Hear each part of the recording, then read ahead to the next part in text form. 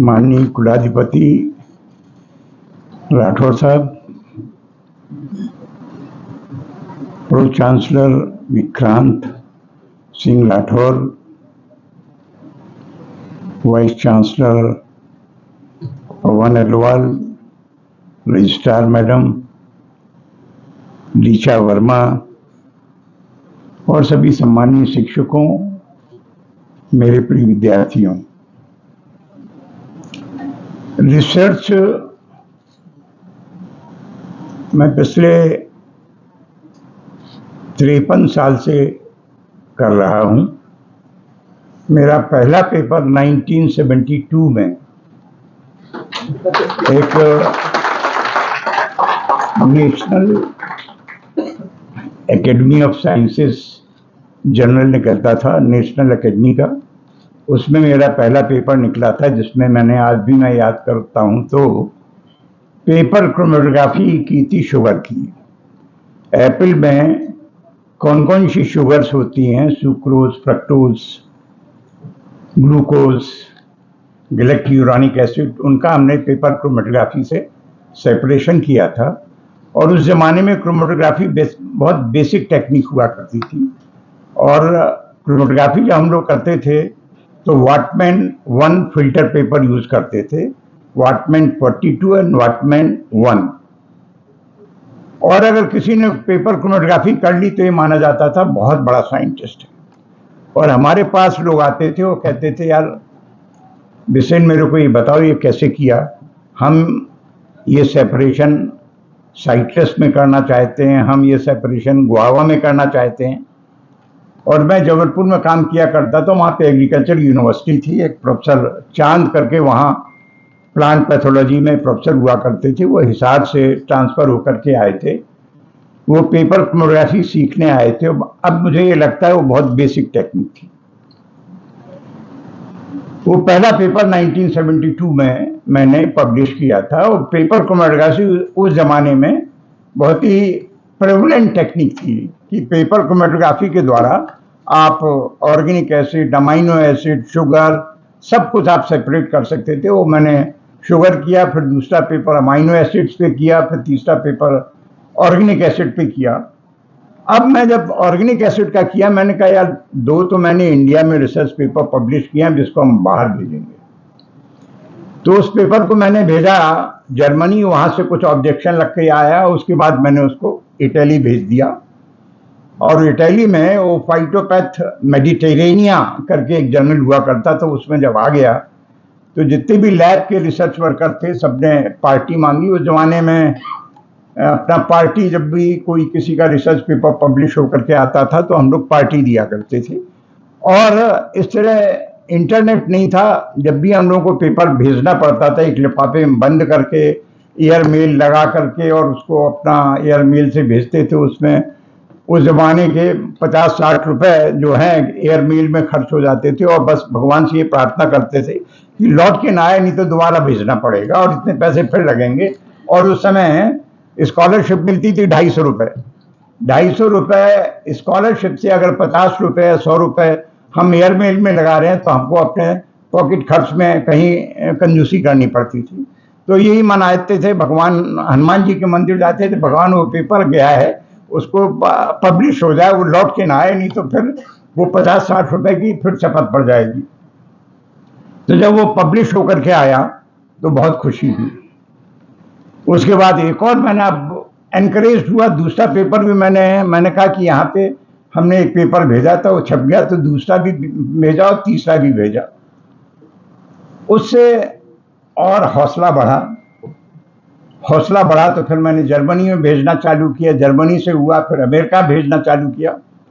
तो मेरा मतलब यह है कि रिसर्च जो है एक पैशन होता है। रिसर्च को आप कभी भी पीएचडी से लिंक मत करिए। पीएचडी अपनी जगह है, वो आप डिग्री के लिए काम कर रहे हैं। रिसर्च आपको एक जुनून है कि हमें ये काम करना है। अब जब मेरा पहला पेपर शुगर के ऊपर आया तो मैंने कहा यार अमाइनो एसिड भी किया जाए, ऑर्गेनिक एसिड भी किया जाए। और हमारे जो प्रोफेसर थे जिनके अंदर मैं पीएचडी कर रहा था, वो मेरे रिसर्च पेपर को देख करके बहुत एक्साइटेड होते थे और मेरे को एनकरेज करते थे। अब जब पेपर क्रोमेटोग्राफी हुई तो मैं कहीं गया और वहाँ पे किसी ने मेरे को बोला कि आजकल अब थिन लेयर क्रोमेटोग्राफी आ गई, पेपर क्रोमेटोग्राफी क्यों कर रहे हो? तो मैंने कहा कि वो कैसे करते हो, मैं देखता था और ये होता था, काश ये इक्विपमेंट मेरी लैब में भी होता तो मैं भी कर लेता। तो मैंने अपने प्रोफेसर से डरते हुए बोला, मैंने कहा सर मैं टीएलसी एक उस समय एक साइंटिफिक सप्लायर हुआ करते थे, आज भी मुझे याद है, तोशनीवाल ब्रदर्स।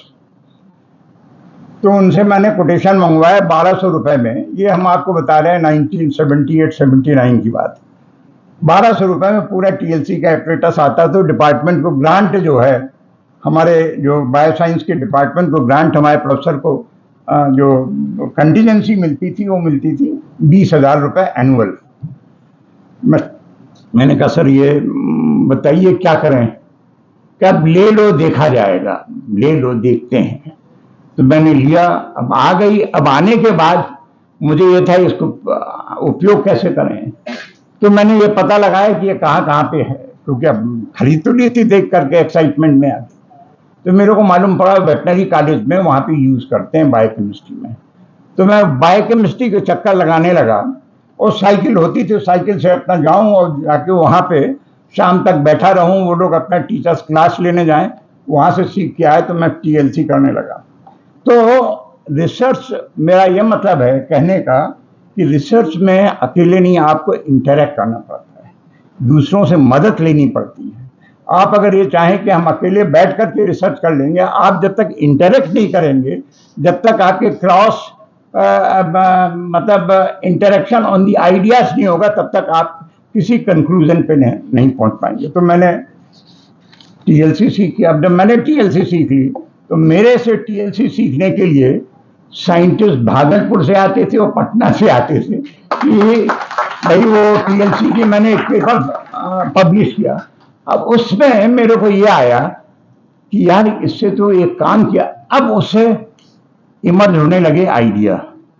ये आइडिया आया तो इससे तो हम ये भी मालूम कर सकते हैं कि कहाँ पे कितने एंटी फंगल कंपाउंड।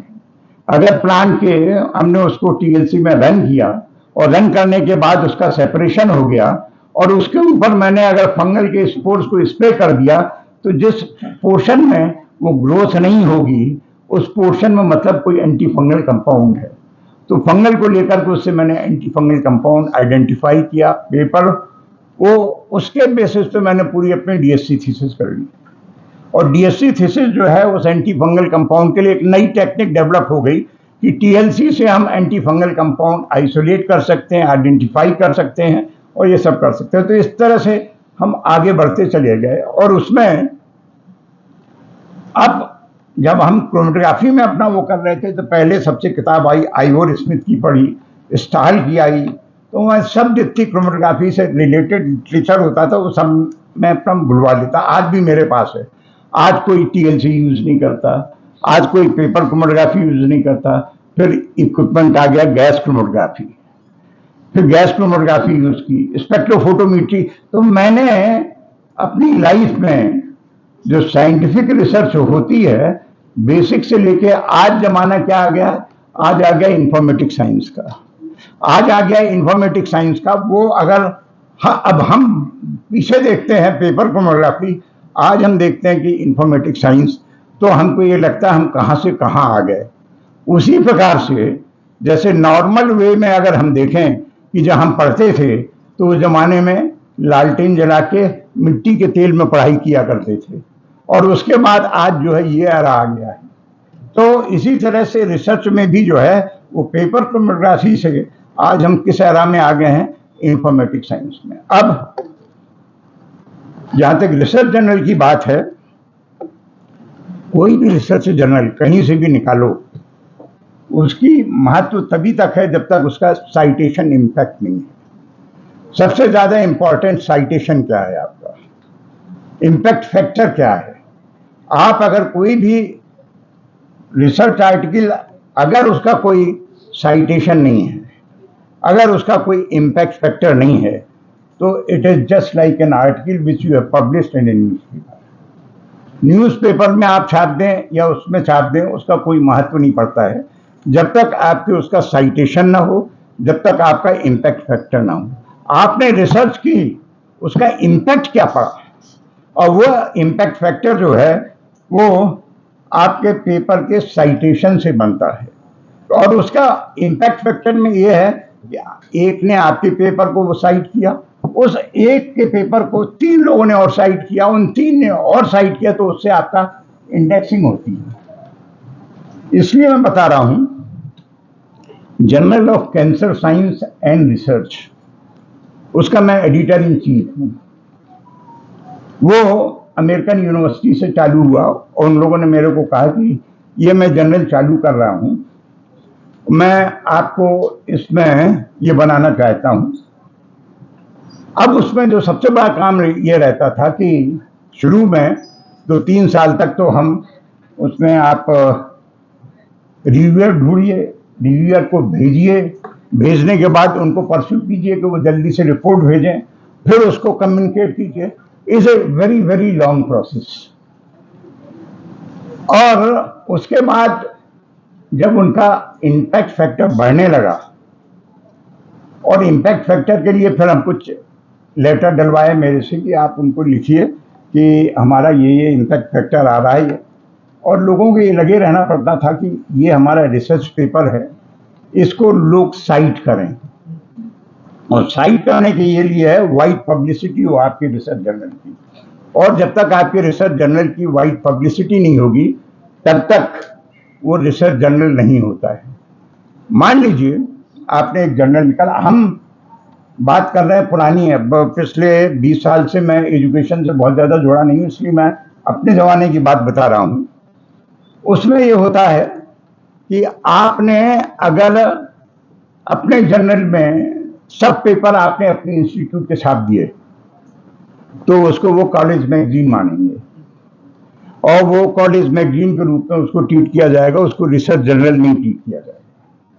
उसमें अगर आप जर्नल चालू कर रहे हैं, ज़्यादा से ज़्यादा पेपर जो हैं बाहर के लीजिए, और बाहर के आपके इंस्टीट्यूट को 1 या 2 पेपर से ज़्यादा नहीं होने चाहिए।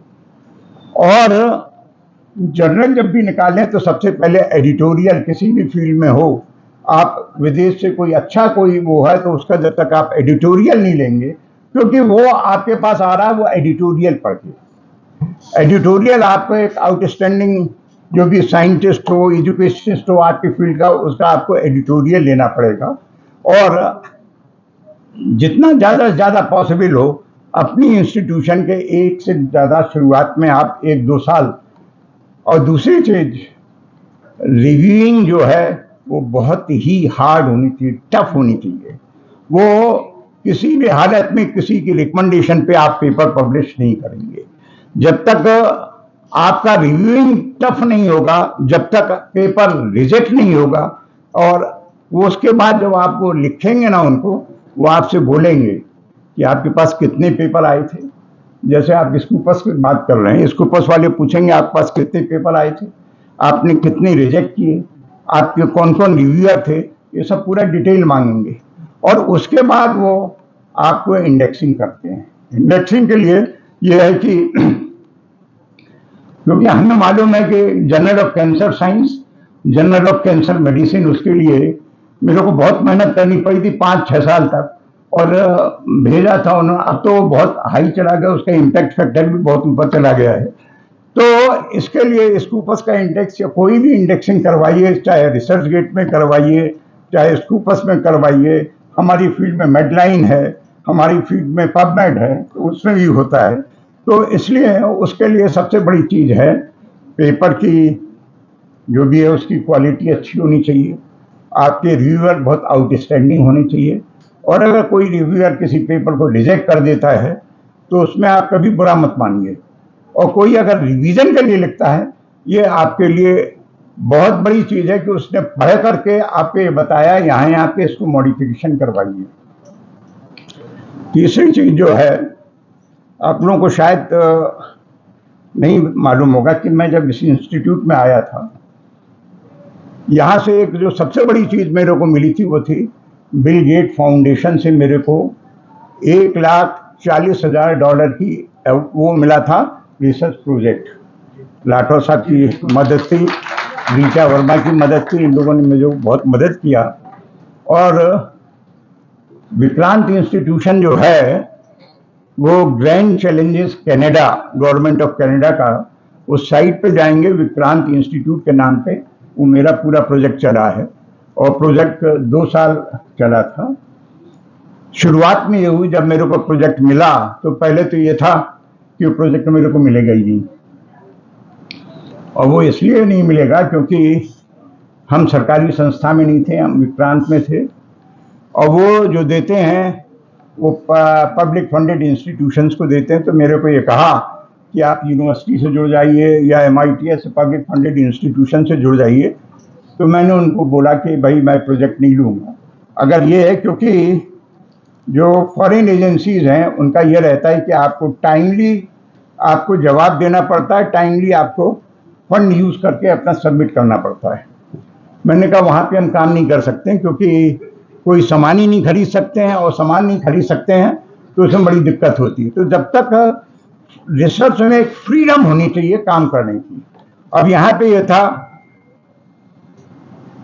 जब मैं यहाँ काम करने आया, pH मीटर भी नहीं, स्पेक्ट्रोफोटोमीटर भी नहीं, और कोई इंस्ट्रूमेंटल फैसिलिटी हमारे पास, मालूम है सब कुछ नहीं थी। लेकिन हमने ये सोचा कि करेंगे या कुछ देखेंगे, करेंगे। एक लड़के को लगाया, अनीश चकरिया, जो आजकल अमेरिका में चला गया, यहीं से काम करके, वो आजकल अमेरिका में है। उसको मैंने बोला कि मेरे साथ रिसर्च एसोसिएट बनोगे, वो यूनिवर्सिटी में काम कर रहा था। उसने कहा करूँगा। हमने कहा कितनी सैलरी लोगे? सर इतना मुझे यहाँ मिल रहा है, आप इसके ऊपर देंगे तो मैं आ जाऊँगा। तो उसने जो बोला था उससे मैंने बहुत ज़्यादा 25% एनहांस करके था, बिल्कुल ज़रूर आऊँगा सर। तो मैंने उसको अपॉइंट किया, वहाँ उनको भेजा, उन्होंने अप्रूव करके भेज दिया। कहीं कोई परमिशन की ज़रूरत नहीं, राठौर साहब ने और इन लोगों ने मुझे पूरा वो फ्री हैंड दिया हुआ था। उसके बाद मैंने कहा टीवी के ऊपर था, मैंने कहा मेडिकल कॉलेज में सैंपल कलेक्ट करो। वो सैंपल कलेक्ट के लिए आया, कलेक्ट कर लिया और मैंने फ्रिज में डाल दिए, रख दिया। अब मेरे को टेंशन ये रहता था, अब मैं इसको एनालिसिस कैसे करूं, और 24 घंटे मेरे दिमाग में घूमता रहता था इसकी एनालिसिस कैसे होती है। और जब ये नहीं हो रहा था कि कैसे होगी एनालिसिस, तो उसके बाद मैंने क्या किया कि उनको लिखा, और फिर एक पेपर आया था चाइना से, उससे रिलेटेड। तो मैंने कहा कि इसको इस तरह से करना पड़ेगा। तो मैंने उसके पूरे सैंपल के बारे में, एक प्राइवेट लैब थी बेंगलोर में, उनको लिखा है इसकी ये एनालिसिस करनी हो, इस प्रकार से इसके डेटा हमें ये चाहिए हो। तो बेंगलोर वालों ने बोला कि इसकी हम कर देंगे लेकिन 4.5 लाख रुपए लगेंगे। अब 4.5 लाख रुपए बिना कंपैरेटिव के, बिना उसके खरीदना। तो मैंने फिर उनको भेजा, उसका वो पूरा का पूरा प्रोफार्मा इनवाइस भेज दिया। उन्होंने कहा कि you go ahead, we will make the payment. उन्होंने पेमेंट वहाँ से कर दिया, यहाँ से पेमेंट रिलीज हो गया। ना कोई कोटेशन, ना कोई कंपैरेटिव, ना कोई एडमिनिस्ट्रेटिव अप्रूवल। उसके बाद जब वो आ गया, अब वो इतने डेटा आ गए कि मैं पढ़ ही नहीं सकता था, और मेरे को दिमाग में ये नहीं आ रहा था इसको कैसे एनालाइज करूं। एनालिसिस भी मेरे को नहीं समझ में आ रही थी, और डेटा बहुत थे, और बहुत सारी वो आज भी मेरे पास कहीं पड़ा होगा। उसके बाद दिमाग खराब रहता था कि इतना पैसा खर्च हो गया, 4.5 लाख रुपए वहाँ चले गए और ये सब। उसके बाद जो है, मैं ये बता रहा हूँ रिसर्च में फ्रीडम जो है वो कितनी महत्वपूर्ण है। फिर मैंने उसको देखा कि भाई अब क्या करें। सिंगापुर की एक कंपनी थी, आपको मालूम होगा, उसको वो बायो इन्फॉर्मेटिक एनालिसिस करता था। मैं चाइनीज पेपर को बना, उसको भेजा। मैंने कहा ये डेटा है, इसको इसमें ट्रांसलेट करना है, ये कैसे होंगे? कहते कर देंगे। कितने पैसे लोगे? उसने भी 3-4 लाख रुपए बताए। मैंने फिर उनको भेजा, उन्होंने कहा we will make the payment, go ahead. तो उनके डेटा आ गए, और वो पेपर विक्रांत इंस्टीट्यूट से मैंने उसको पब्लिश किया। वो European journal of clinical microbiology, जिसका कि इम्पैक्ट फैक्टर 5 के ऊपर है, और वो पेपर विक्रांत इंस्टीट्यूट के नाम पे ही एफिलिएट, वो डिपार्टमेंट हमने बनाया था उसके लिए, centre of innovative technology, Vikrant institute of, वो सब पूरा करके वो एक पेपर, पहला पेपर यूरोपियन जर्नल स्प्रिंगर का है, उसमें छपा। तो मेरा मतलब यह है कि अगर आपकी इच्छा हो काम करने की तो आप काम करते हुए बढ़ते चले जाते। एक लड़का है, इनका क्लासमेट है, वो क्या नाम है, रविंद्र वर्मा, इनके साथ एमटेक किया है, बीटेक किया, और वो मेरे पीछे पड़ गया, मेरे को पीएचडी बायोटेक में करनी है। मैंने उससे कहा यार तू पीएचडी रविराज गुप्ता के अंडर में कर लो, मैकेनिकल का है। कहता नहीं, मैं बायोटेक में ही करूँगा। मैंने कहा कि अब तुम सोच लो, बायोटेक में पीएचडी करने के बाद अब वो ना मैकेनिकल का रह गया ना बायोटेक का हो गया। अब कहीं भी वो इंटरव्यू के लिए जाता है तो जब वो देखते हैं बायोटेक में वो है तो उसको रिजेक्ट कर देते हैं, और एमटेक और बीटेक वो पावर इंजीनियरिंग में है, वो उसका मैकेनिकल इंजीनियरिंग कर दे। लेकिन अब वो उसकी उम्र हो गई है 47-48 साल की, इतनी हो गई, लेकिन आई टेल यू वो अब हो गया मेडिकल साइंटिस्ट, और मेडिकल साइंटिस्ट, और वो ही is competing for Marie Curie fellowship. उसको NIH, national institute of health, America से उसको ऑफर आ गया है। तो वो या तो US निकल जाएगा। हमने कहा यहाँ के लिए तो मिस क्वालिफाइड है ना, मैं, क्योंकि यहाँ पे तो बेसिकली ये देखेंगे कि आपको कहाँ कहाँ से क्या करना है। अब उसको हम बताएं उसने क्या कोर्सेज किए हैं। उसने कोर्सेज किए हैं,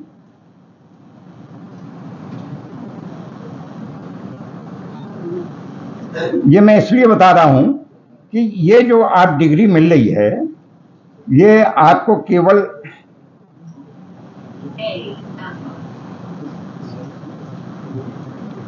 वो उसने किया है इंपीरियल कॉलेज लंदन से, जो क्रेडिट कोर्सेज होते हैं वो किए हैं, R में, पाइथन में, और आपके बिग डेटा में, जो आजकल नई है जो टेक्नोलॉजी आ गई। फिर उसने किया है ये आपके हार्वर्ड से, और उसने हार्वर्ड से 42 क्रेडिट कोर्सेज कर दिए। फिर उसने किया है मैसेच्यूसेट्स से, वहाँ से जाने कितने कोर्सेज कर लिए। बस एक एक करके अपना करता है, हम आपको उसको वो बताएंगे। अब उसके बाद क्या हुआ कि वो स्पेनिश प्रोफेसर जो है उसके साथ पब्लिकेशन मैंने करवा दिए, और उसके 12 या 15 पेपर छप गए। तो वो एक इंजीनियर, वो मेडिकल साइंटिस्ट हो गया, कार्डियोवास्कुलर सिस्टम में बहुत अच्छा काम कर रहा है, और कार्डियोवास्कुलर सिस्टम के ऊपर वो हमारे साथ कई पेपर उसके छप गए हैं, और वो बहुत आगे बढ़ता चला जा रहा है।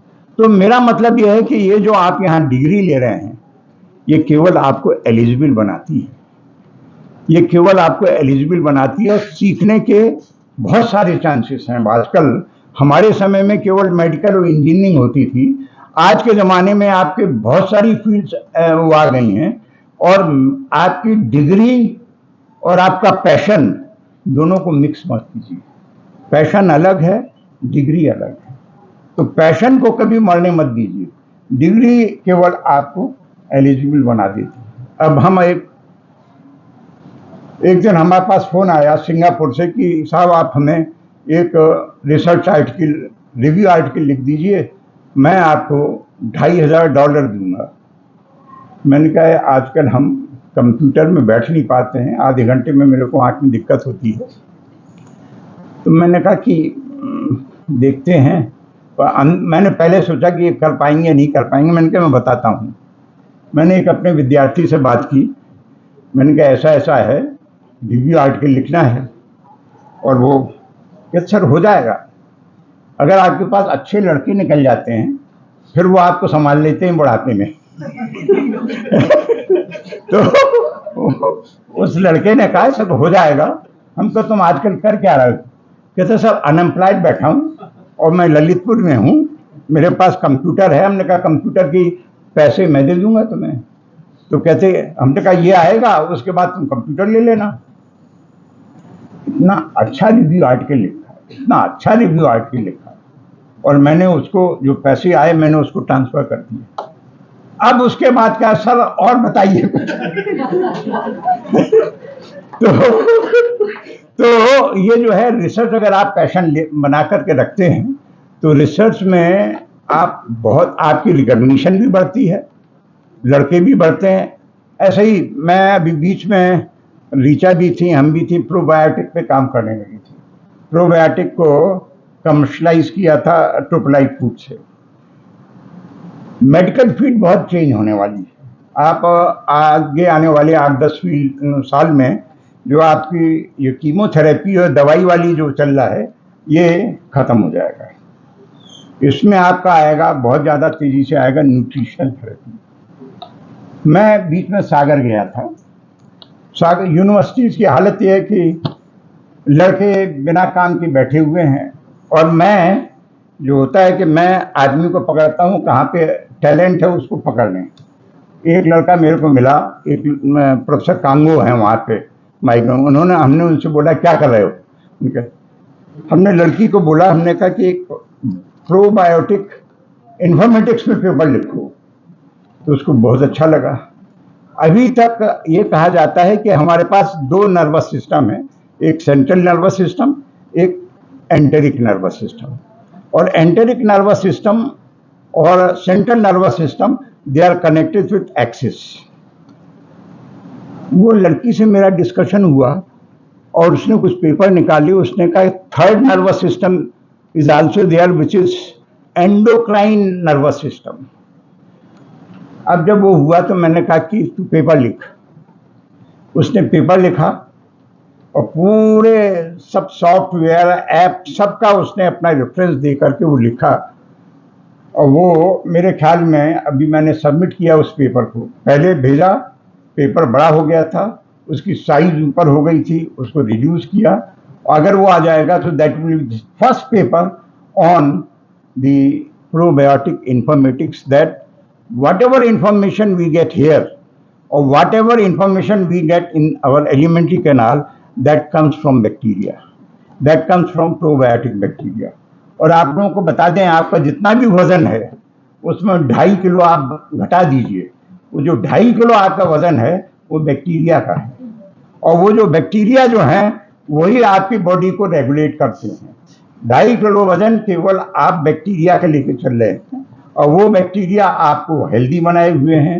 आप जब हंसते हैं तो उनकी वजह से हंसते हैं, जब आपका मूड ऑफ होता है तो उनकी वजह से होता है।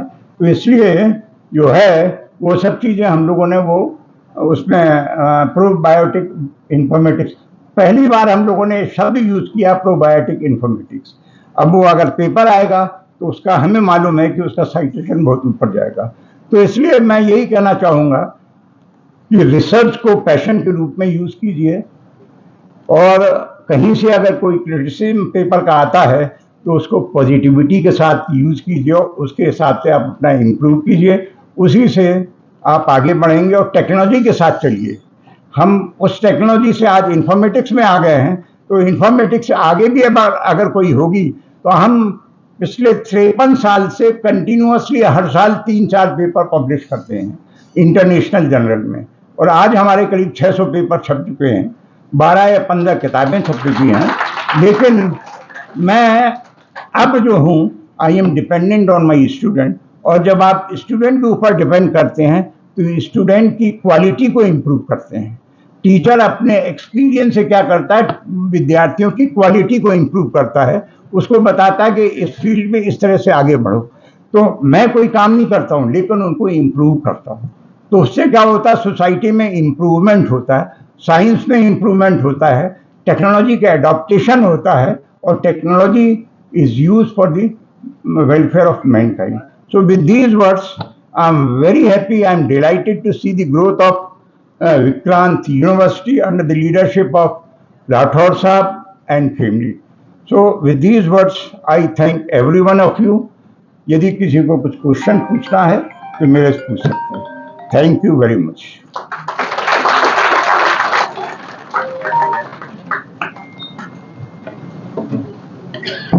Thank you so much sir. आपके दिए हुए विचार हमारे लिए बहुत ही बहुमूल्य हैं और हम इस चीज़ का विशेष ध्यान रखेंगे। रिव्यू वास्तव में बहुत अच्छा होगा।